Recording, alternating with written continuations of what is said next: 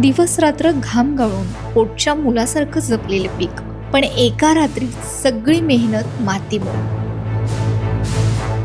प्राण्यांनी सगळ्यांनी सगळं हे केलंय, नुसतं रडायची पाळी रडतोय आम्ही नुसतं दिवस बघून.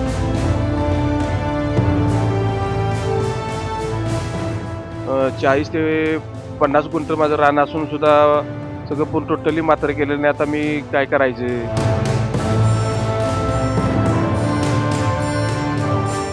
आज आपण परळी तालुका शाहूवाडी येथील श्रीकांत कांबळे यांच्या ऊस शेतीमध्ये आहे. गेले काही दिवस शाहूवाडी तालुक्यातील जंगली जनावरांनी मोठ्या प्रमाणात या ठिकाणी शेतकऱ्यांचे नुकसान करायला सुरुवात केलं आहे.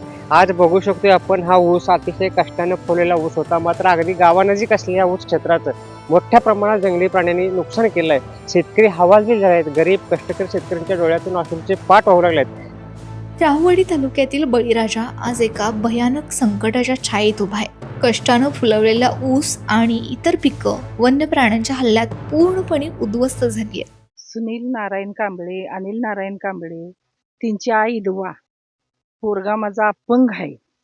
लई लुसकाने माझी झाली, इदवीनं कष्ट केलेलं आहे.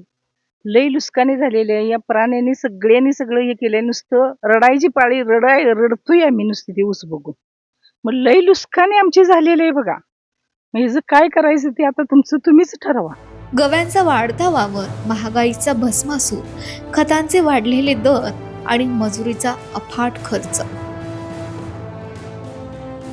आपण बघू शकतो की हा अतिशय चांगला आलेला ऊस पूर्णपणे मोडलेला आहे, की खरोखरच किती मोठ्या प्रमाणात या ठिकाणी जनावरांचा शिरकाव सुरू झाला आहे.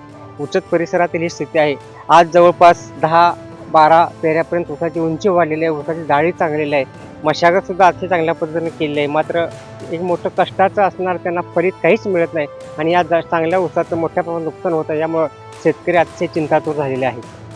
नुकसानी माझी भरपूर झालेली आहे आणि सगळी त्या प्राण्यांनी सगळी येऊन इथं डुकरांनी आणि गवरेड्यांनी सगळं ऊस सगळं हलवून सगळं जवळजवळ 40 ते 50 गुंठ माझं रान असून सुद्धा सगळं पूर्ण टोटली मात्र केलं नाही. आता मी काय करायचं?